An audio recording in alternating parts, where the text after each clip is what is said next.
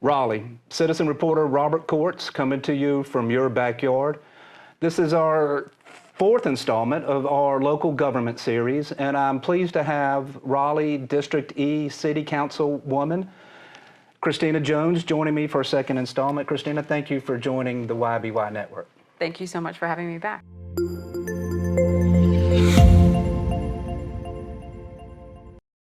Well, Christina, the staff and I have been following your first 90 days or so, and we're just tickled to death and amazed of what you've been able to accomplish in just 90 days. I'm still learning. We can see that too, but the mastery of your, just from the top down, your enthusiasm. You really wanted this. Desperately, yes. I wanted to be a voice and make sure that we had a place at the table because big decisions are being made and our city is being created for the future, for my kids, for your kids, and I want our voices to be heard in that decision. Well, thank you for stepping up. I think of you as our entrepreneurial candidate. Right. And you've also had a really good time. Your engagement with the staff and all the services as well as the citizens has been a breath of fresh air. Thank you so much. It's been an amazing opportunity to get to learn what they do because I'm not out there fixing streets or putting up signs, but to be able to have a relationship with those that are doing the hard work, it's really great to be able to bring that to residents and help them understand.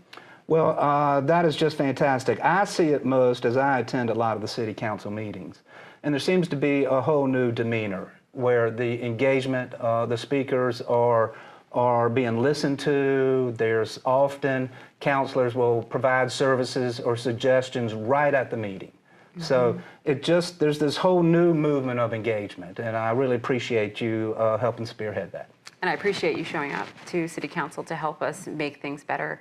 I've received feedback from people who have been at City Council. I've had them come and meet with me so we can begin their work on how do they become more engaged. It's been fantastic. As a citizen reporter, I feel it's my obligation, but what I do love is citizen after citizen has stood up and not only come to say, I don't like this or this is an irritant, but they're bringing good idea after good idea to the table. They are. So it is just fantastic. But I'd like to do a little bit more in-depth conversation today. For sure. Okay, and I'd like to ask you, what are some of the biggest challenges that you faced in these first 90 days? I think the biggest challenge that I see right now is staffing for city departments. We are coming out of COVID and we're coming into whatever the new normal is going to look like. And with that, I want to help amplify staff positions so that we can get the work done that residents need done. We are currently sitting at about a 14% vacancy rate for the city of Raleigh. We have about 612 open positions. Ooh. And we need to fill those because the work that needs to get done isn't getting done. So we got to figure out a way to do that. Which is? Oh my gosh, first of all, apply. So if you are looking for a job, there is a place for you in the city of Raleigh government. So look on our open positions and please, please, please go ahead and apply so we can get you on the team. Another aspect is how are we as a city looking at what we're offering? You know, we had a work session on Monday and we specifically talked about our livable wage. And I learned that it is based on making 30% going towards housing. And what that equates to monetarily wise is that we have a $40,000 starting livable wage. And that would bring us to about $12,000 a year that we would like to see people be able to afford to live in their housing, whether it's apartment or standalone home. And what I asked was, that's $12,000 a year. That only comes out to about $1,000 a month. And where can you live in the city of Raleigh for $1,000 a month?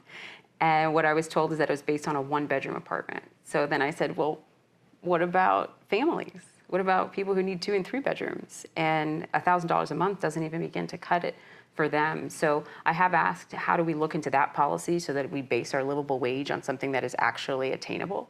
But that's not something that's going to be decided tomorrow. So it's something that we want to look into the future. And as we attract new talent to our city, we want to make sure we're offering them the best thing because private industry is going to offer them a lot. So we want to be able to be comparable. Can we pay more?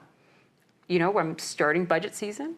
We just had our first budget discussion in which we are not currently able to meet the need of the city our expenses are outweighing our revenues. So a quick response right now would be no, I can't. We're going to be working towards figuring out how we can move things around to be able to best support our staff, who is, again, doing all of the work. But I don't currently have those answers. I'm still learning them. Well, fair enough. So staffing, are there any others that you have? Let me think about it. Can I ask you one? Please. You've championed engagement. Yes. How would you say it's going? I think it's going off in a great start.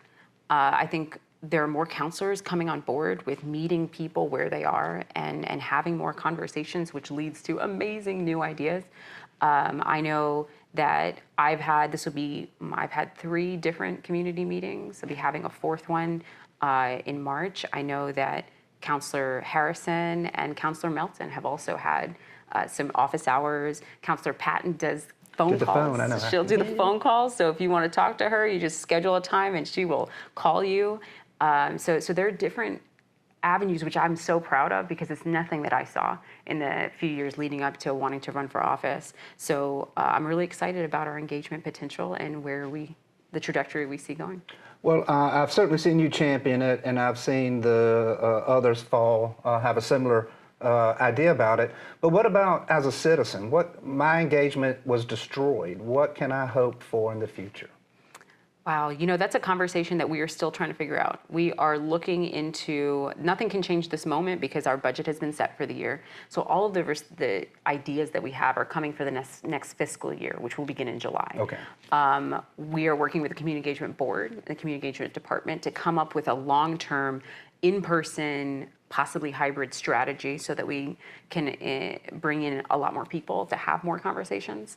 But that is something that is an ongoing conversation. In the meantime, the Band-Aid solution that we have is that we have now granted access to CACs, which is the former agency that would handle community engagement.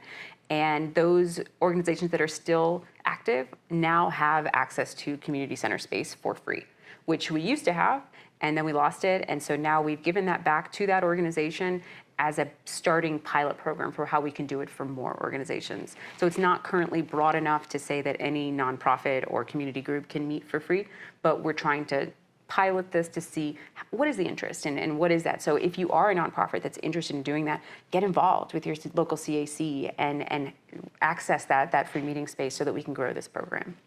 Let me ask about one more aspect of community engagement. In a normal course of city government, how many opportunities as a citizen do I have to show up, stand up, and speak up? Show up, stand up, and speak up. I want to see you there at every council meeting. We have that opportunity twice a month. It'll be the first Tuesday at 7 p.m. and the third Tuesday at 1 p.m. So I'm so impressed with the amount of residents who have begun to take advantage of that. And I love hearing the concerns or the celebrations. We've had a lot of people come and say the great job that we're doing on some things and not so great on others. And we're here to hear that. I'm ready to see all of the flaws that we're doing and help to correct them. So those would be one opportunity. All right. What if I have an interest in, say, I see an invasive species, and I know that Raleigh has some programs, or I'm into preserving historic buildings. I know that there's committees for that. As a citizen, is there an engagement opportunity there? Definitely. We have our boards and commissions, which you alluded to, for most of our departments.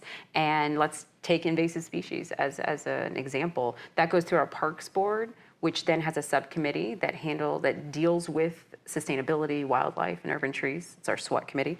And they have so many opportunities, not only to just have your voice heard, because you can speak at their meetings, but to partner with them. And how are we as residents taking on the enormous task of invasive species, right, and in our own slice of the pie of the city, making sure that we are making change. And they can give you great tips and opportunities to volunteer and to be a part of the change that we want to see in invasive species. Right. So there is plenty of opportunity to engage as y'all rebuild a more vibrant engagement, official engagement system. Is that fair to say? Oh, that's definitely fair to say. And it's our job to give you those opportunities, to tell you how to access those opportunities in the meantime before we can come together as a unit on a monthly in-person basis. Well, any other third? Three's a nice round number. Is there any other thing that's been a particular challenge in your first 90 days is the question. You know, I would say that as a counselor, I'm trying to learn everything. I'm trying to grasp all the information. And the biggest challenge that I have seen is making decisions on things that had been in the process and in the works for years before I got here. So a big learning curve for me is being able to know who to ask the questions to and say, what is a transit overlay district? And how do I make this big decision on that without the backup information? So that's taken a lot of legwork, a lot of contacting and questions. I will say that in that specific instance, I have become the liaison for the Raleigh Historic Development Commission. And I realized and learned that I can ask them because they've been dealing with the transit overlay district and how it affects historical structures and landmarks. And that's so important. So being able to rely on the liaison roles that I have to say, you guys are like experts in these fields. So I can not only get information from the city, but I can get information from people who are affected by whatever issue we're talking about through my own liaison roles. Right. So that's been really awesome and encouraging as I begin to say, where do I find these answers? That's been a great piece of the puzzle to add. Well, it's as a love for entrepreneurs and self-appointed promoter of local, you are our entrepreneurial candidate, and it's just a delight to see you go through the normal transition, whether you're a candidate or a business owner, artist or nonprofit. You know, it starts with a passion. Yeah. You know, Christina showed up just I have something I want to talk about, and then you encountered some difficulties and said, oh, heck no. And you start with a passion, and then you find out you're successful or you win, and there's a whole new learning curve, right? There's a whole new layer after layer. So. Yeah, and definitely the phrase that has been said to me the most, which makes the most sense, is I feel like I'm drinking from a fire hose because there's so much to learn. There's so many things that are being thrown, and being able to take the time and say, what do I value? What are my priorities as I'm going in? Because we're all going to have different ones, and that's great because it brings a really holistic view to what we're trying to accomplish as a council. Well, that's fantastic. Well, before we slip out, will you tell us a little bit about your March 1st event, please? Of course. So March 1st, we, and by we I mean Councilor Mary Black and I, will be doing a joint meeting at Sartoma Arts Center, and that's going to be from 7 to 9 p.m. March 1st. We'll be talking about a lot of issues, but two big concerns that are coming up in our areas are North Hills and our multimodal bridge, which will be connecting North Hills across 440 into the Barrett Drive area on Six Forks.